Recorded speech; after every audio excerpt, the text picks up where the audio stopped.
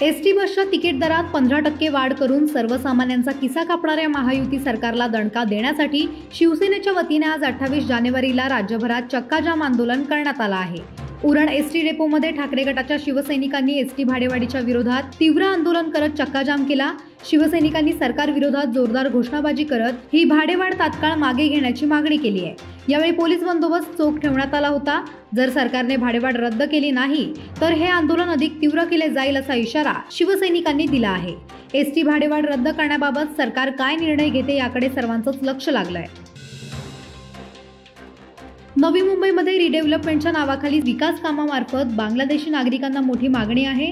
अशातच नेरूळ पोलीस ठाण्याचे वरिष्ठ पोलीस निरीक्षक ब्रह्मानंद नाईकवाडी यांनी मिळालेल्या गुप्त बातमीच्या आधारे नेरूळ येथील प्रशांत कॉर्नरच्या मागे सुरू असलेल्या बांधकाम साईटवर धाड टाकत 6 बांगलादेशी नागरिकांना अटक केली आहे। लवकरच या बांगलादेशी घुसखोरांना डिटेन्शन कॅम्पमध्ये पाठवणार असल्याची माहिती समोर येत आहे। रेवदंड्याकडून अलिबागकडे जात असताना अक्षी पुलानजीक स्कोडा कारचा मंगळवारी पहाटेच्या सुमारास भीषण अपघात झाल्याची घटना घडली आहे।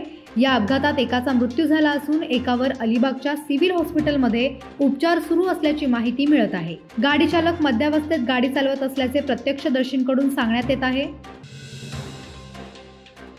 शिवसेना उद्धव बाळासाहेब ठाकरे गटाने एसटी भाडेवाढी विरोधात आक्रमक भूमिका घेतली आहे। दिनांक 28 जानेवारी रोजी माणगाव एसटी आगारात जोरदार निदर्शने करण्यात आली आहेत। यावेळी सरकारचा धिक्कार असो, भाडेवाढ मागे घेण्यात यावी अशा घोषणा देत आंदोलन करण्यात आले। आंदोलनादरम्यान शिवसैनिकांनी माणगाव आगार प्रमुखांना निवेदन देऊन भाडेवाढ मागे घेण्याची मागणी केली आहे।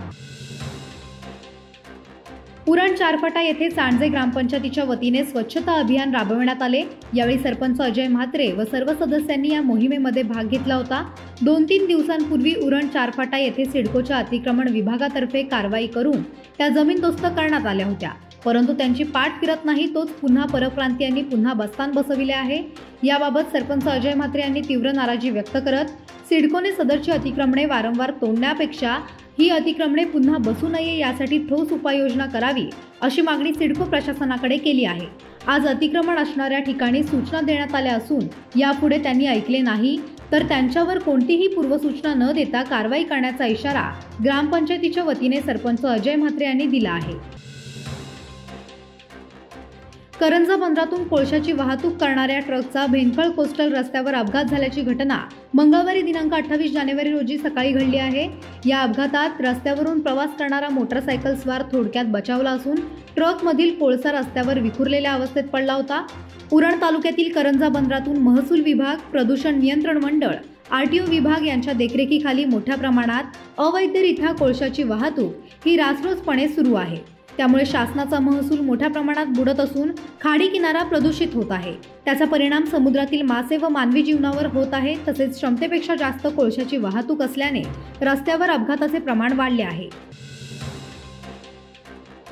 पेण शहराला लागून असलेल्या भोगावती या महत्त्वाच्या नदीवरील 2 पदरे पुलाचे काम युद्ध पातळीवर सुरू असून या पुलाचे काम येत्या मार्च अखेरपर्यंत पूर्ण करण्याचा मानस सार्वजनिक बांधकाम पेण विभागाचे कार्यकारी अभियंता DM पाटील यांनी पत्रकारांशी बोलताना व्यक्त केला।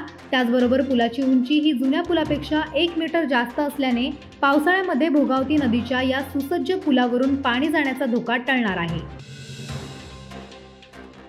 रस्ते अपघातावर प्रभावी नियंत्रण मिळवण्यासाठी तसेच रस्ता सुरक्षाबाबत जागरूकता वाढवण्यासाठी पोलीस आयुक्तालय नवी मुंबई यांच्यातर्फे रस्ते सुरक्षा अभियान 2025 अंतर्गत नावाशेवा वाहतूक शाखेच्या वतीने MNM विद्यालयात चित्रकला स्पर्धेचे आयोजन करण्यात आले होते।